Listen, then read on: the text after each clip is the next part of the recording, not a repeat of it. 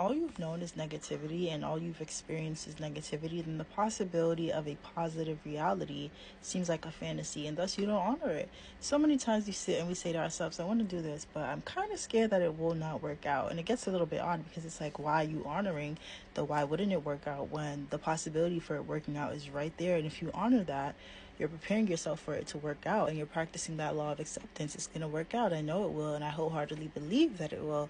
But so many of us have experienced so much negativity to where that seems like a dream, and you have so much fear that you're going to be disappointed if you believe that you are going to do that thing. I grew up writing a lot of poetry about how my brain was my worst enemy, but as I've grown older, I think our brain is quite literally our worst enemy because we aren't as primal as we used to be. Our brain exists for us to survive. It is quite literally what it's there for, not to feed us this, not to feed us that, not to make us insanely happy, but to make sure that we are alive and well. And accepting your brain as that, not as this thing that's going to make me happy, not as this thing that's going to solve all my problems, but this thing that is there to help me survive, then you realize, okay, everything else I'm going to have to do consciously on my own. Once you accept that, what happens? Your thoughts get questioned, your impulses get questioned, because is this a thing that is helping me survive, or is this something that's promoting the life that I want to live? Is it pushing me towards that? To your brain, anything that is familiar feels safe, no matter how objectively horrible it is. If we are used to it,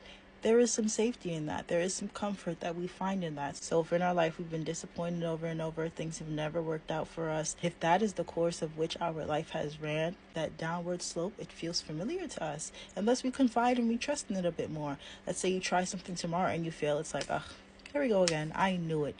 But if it works out, now what? Now what? This is new. And you'd embrace yourself for it because you didn't consider it an option. Some things you have to do consciously. When I say you have to quite literally rewire your brain, I mean that. You have to sit and you have to unlearn and you have to relearn and you have to coach your brain through things, and you have to understand that this is just a machine to help us survive. First step in rewiring your brain is always going to be doing something that makes you feel uncomfortable. Comfort and familiarity are best friends with survival. We do not just want to survive in this world. We want to prosper. We want to actually live, not just survive, but live.